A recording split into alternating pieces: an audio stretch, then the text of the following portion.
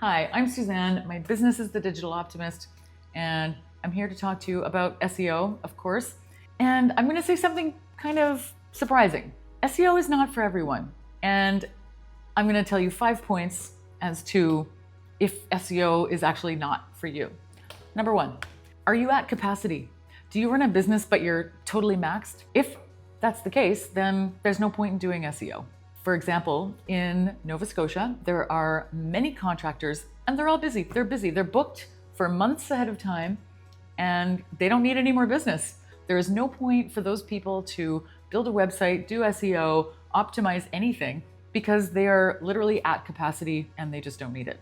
Number 2, do you go to networking events and market your own business? Are you giving people your business cards, sending people to your website, and they are booking that way, or they're booking via email? Like, is your system working for you the way it is now? If so, great. Don't do any SEO. If you are sending people to your website, like I've got a client, she has a website. It's a bit of a niche market. And she does a lot of networking. She is featured on other people's publications and she could do SEO, but she gets enough business without it. So that's another case of don't need it, move on.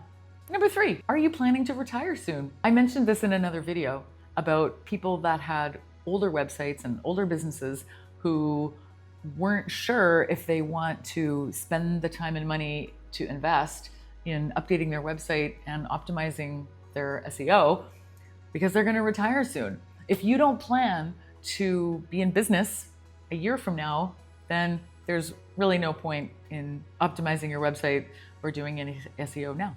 Number 4, are you in a niche market? If somebody were to search for your business and you're the only one doing it, you're probably going to show up. So there's no real need to invest in additional SEO if you're getting found anyway. I'm going to throw an extra sort of bonus point on that point, which is, do you have a Google business profile? The reason I say that is because there are companies that have terrible websites with no optimization and they have Google business profiles. I came across a business like this in Nova Scotia. I was searching for something and Google results usually show up at the top of Google, of course. That's why it's so important. This is my plug to get your Google business profile optimized.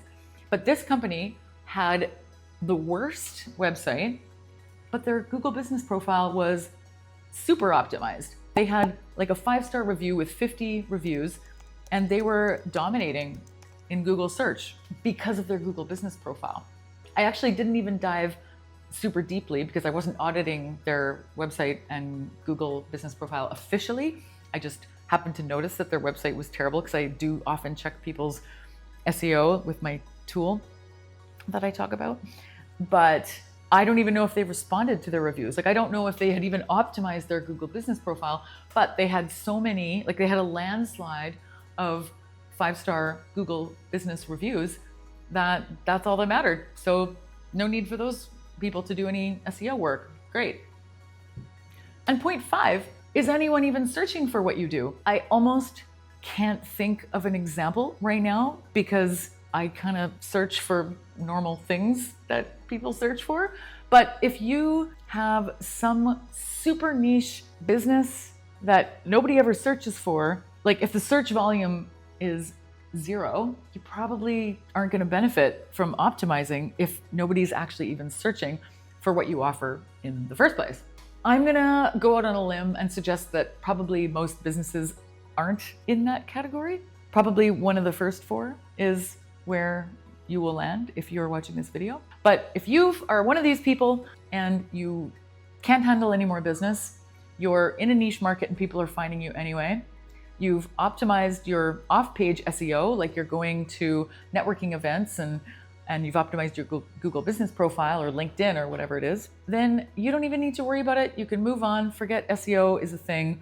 And if you ever have any pain points, then you can revisit it. SEO only works and is necessary when it matches your stage, your goals, and your capacity.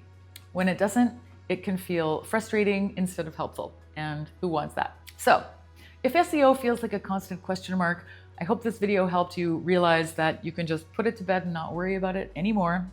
It might just not be the right tool for you right now, which is great. As always, if you want to have any conversations about SEO or websites, I got you. I'm here for you. I love talking about this. So get in touch if you ever want to have a conversation about it and review your specific business and online presence. Once again, I'm Suzanne. My business is digitaloptimist.ca. Stay optimistic, and I will see you in the next video.